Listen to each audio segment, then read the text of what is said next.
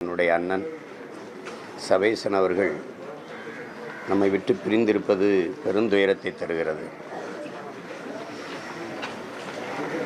அவர்களோடு நான் பணியாற்றியவன். பஞ்சபாண்டவர்கள் நம்ம புராண கதைகளில் படித்தோம். ஆனால் நிஜ வாழ்க்கையில் அவர்களுடைய குடும்பம்தான் அப்படி அன்பு பாச பிணைப்பில் இருந்த அண்ணன் தம்பிகள். சபேசன் முரளி என்றால் அது ஈருடல் ஓர் உயிராக ஒரே உணர்வாக இருந்தவர்கள்.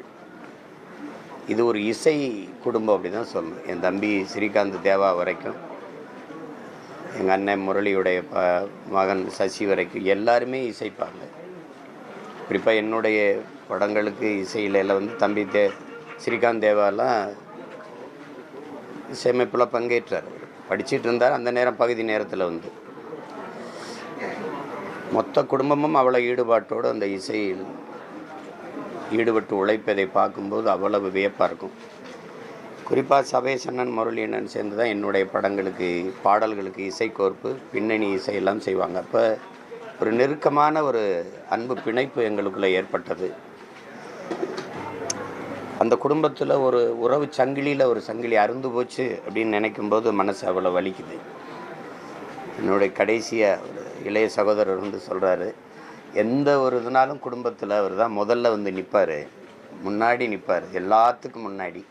இந்த மரணத்துலேயும் எங்கள் எல்லாருக்கும் முன்னாடி அவர் அதை போயிட்டாருன்றப்ப அவ்வளவு துயர்ந்த வார்த்தையாக இருந்துச்சு. அது கேட்கும்போது அவ்வளோ கஷ்டமாக இருக்குது.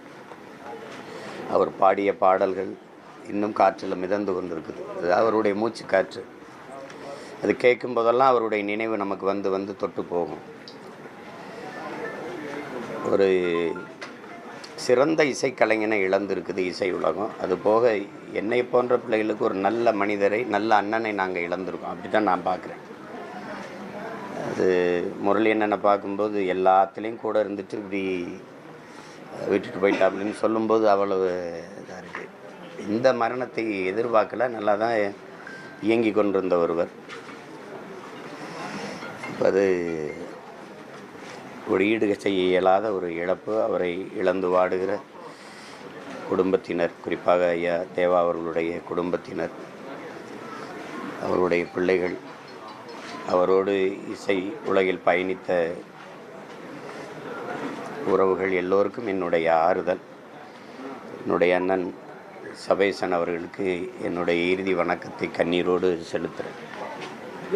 சேரன் அவர்கள் பேசும்போது சபேஷ் அவர்கள் உரிய அங்கீகாரம் இல்லாமலே இருந்திருக்காரு அப்படின்னு சொன்னார், குறிப்பிட்டாரு. தமிழ் சமூகம் மக்கள் இசை கலைஞர்களை பெரிய அளவில் கொண்டாடலன்னு நினைக்கிறேன். அதுதான் அது உங்களுக்கு வாழும்போது யாரை போற்றி இருக்குது இந்த சமூகம்னு பார்த்தீங்கன்னா வியப்பாக தான் இருக்குது. இதுக்கு ஒரு பெரிய வரலாறே இருக்குது. உதாரணமாக அன்னைக்கு கூட நான் எங்கள் அப்பா கங்கையமரன் எடுத்து பேசினேன். அவருடைய சாதனையெல்லாம் அளப்பெரியது. நிறைய சாதனையாளர்களை நம்ம கவனிக்க தவறிடுறோம். பெரிய நிலவு வெளிச்சத்தில் சின்ன சின்ன நட்சத்திரங்கள் மறைந்து போகிற மாதிரி ஆயிடுது. அதில் ஒருத்தர் நம்ம அண்ணன் சபேசன் முரளி. அவங்க ரெண்டு பேரும் மிகச்சிறந்த படங்களுக்கு பின்னணி இசை. ஏன்னா சேரனும் பணியாற்றியிருக்கிறார், அவங்களோட நானும் பணியாற்றியிருக்கிறேன். அவருடைய பாரதி கண்ணம்மா அவங்களுக்கு தெரியும், பல படங்களுக்கு அவங்க இசையமைச்சிருக்காங்க. அப்போ இசைக்கோர்ப்பில் அவங்களுக்கு இருக்கிற அசாத்திய ஆற்றலை நீங்கள் உடனிருந்து பணியாற்றும் போது தான் பார்க்க முடியும். அப்படிப்பட்ட ஒரு கலைஞர். அவருக்கு உரிய மதிப்புங்கிறது சமூகம் வழங்காமல் இருக்கலாம். எங்களை போன்ற பிள்ளைகள் மனதில் வச்சு போற்றணும் இல்லையா? அதுதான் அது இந்த இதில் நமக்கு பெரிய துயரம் இது இருக்குது. பெரிய துயரம் தோய்ந்த வரலாறு தான். நம்மளுடைய பாட்டன் பாரதி தனி ஒரு மனிதனுக்கு உணவில்லை என்றால் ஜகத்தனையே அழிப்போம்னா அவனையே உணவில்லாமல் போட்டு பட்னி போட்டு கொண்டது தான் இந்த நாடு. அவன் சாகிற வரை பைத்தியக்காரன், செத்த பிறகு தான் மகாகவி. இது ஒரு ரெண்டு வரலாறு இல்லை, உங்களுக்கு சொல்லிக்கிட்டே இருக்கலாம்.